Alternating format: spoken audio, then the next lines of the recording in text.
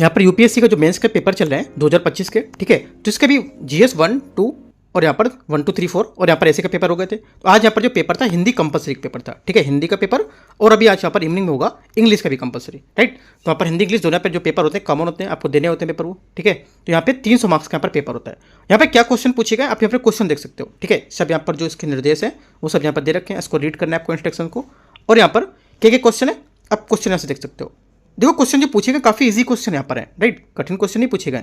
आप देख सकते हो क्वेश्चन, किसी एक विषय पर 600 शब्दों में निबंध लिखना है, ठीक है। तो आप यहाँ पर 600 शब्दों में निबंध यहाँ पर लिख सकते हो, राइट।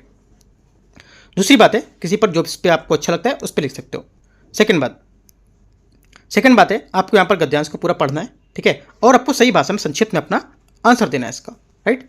तो उसके बाद यहाँ से आंसर इसका दोगे, यहाँ पर आंसर दे रखे हैं कितने मार्क्स के, 12 मार्क्स का, ठीक है। 12 12 12 ये सब करके आप टोटल है 60 मार्क्स के पूरा, समझ लो आपका पैसेज था, उसके हिसाब से सब पूरे आंसर देने हैं, राइट। उसके बाद क्या करना है, उसके बाद अगला यहाँ से अनुच्छेद यहाँ पर जो उसको पढ़ना है उसका सारांश लगभग 1/3 जो शब्द उसमें देना है, ठीक है। इसका शीर्षक क्या, शीर्षक यहाँ पर जो है लिखने की आवश्यकता नहीं है, क्या शीर्षक है, सारांश को अपने शब्दों में लिखना है। ये सारांश पूरा अपने वर्ड में इसको लिखना है, 60 मार्क्स का ये भी आपका है, राइट। तो 60 नंबर आपको यहाँ से मिलेंगे, ठीक है। और यहाँ पर इसके कुछ क्वेश्चन दे रखे होंगे, देखो क्वेश्चन के साथ आपको करना है सारांश को। आगे देखते हैं क्वेश्चन नंबर 4, गद्यांश को अंग्रेजी में अनुवाद करना है। ये पूरा गद्यांश दे रखा है हमारा, उसको इंग्लिश में आपको ट्रांसलेट करना है। जितना भी पूरा बात दे रखी है इसको ट्रांसलेट करना है इंग्लिश में। ये 20 मार्क्स का दे रखा है, ठीक है। ये उनके लिए अच्छी बात है जिनको हिंदी मतलब जो इंग्लिश है थोड़ी कम आती है, उनके लिए अच्छी बात है क्योंकि यहाँ पर ज़्यादा मार्क्स का नहीं दे रखा है, 20 मार्क्स का सिर्फ है। अगर आप थोड़ा भी मिस्टेक से लिखते हो तो 7-8 मार्क्स आपको, अगर बहुत ज़्यादा गलती करते हो 7-8 मार्क्स आपको मिल जाएगा, ठीक है। तो यहाँ से ये चलो अच्छा है, यहाँ से अपना मार्क्स निकाल सकते हो, ठीक है। तो हिंदी का भी अब यहाँ पे इंग्लिश का हो गया ये। आगे इसी में आपको गद्यांश का करना है, इंग्लिश में करना है, मतलब इंग्लिश में दे रखा है, इसको हिंदी में करना है। ये भी 20 मार्क्स का। अगर इंग्लिश आपको नहीं आती है तो हिंदी करने में भी आपको कम से कम थोड़ा बहुत तो आती होगी, तो कम से कम 7-8 9 मार्क्स 10 मार्क्स आप निकाले जाओ, मतलब ये 40 नंबर में आपके कम से कम मान सकते हो 20 मार्क्स तो आ ही जाएंगे, है ना। 10-10 इसमें मान लेते हो तो, ठीक है। तो 20 मार्क्स करीब यहाँ से कठिन वाले से आपके निकल सकते हैं। अगर इंग्लिश आपको बिल्कुल नहीं आती तो इतना समझ रहा हूँ मैं, ठीक है। मतलब यूपीएससी मेंस देने जा रहा हो तो थोड़ी बहुत इंग्लिश आपको अच्छी से आती होगी, इतना मैं मान के चलता हूँ, राइट। तो यहाँ से देखो पेपर कोई कठिन नहीं है, एकदम आसान पेपर एकदम, ठीक है। आप क्वेश्चन पेपर सब देख रहे हो। उसके बाद अगला है यहाँ पर दे रखा है मुहावरे, बता रखा है मुहावरे का अर्थ स्पष्ट करना है कि क्या है इसके मुहावरों के अर्थ स्पष्ट करने, ठीक है। तो 2-2 मार्क्स के यहाँ पर हैं, 5 यहाँ पर हैं और 2-2 मार्क्स के, सभी पूरे करने हैं, पाँचों करने, कोई छोड़ना नहीं है, ठीक है। अकल का दुश्मन एकदम सरल है।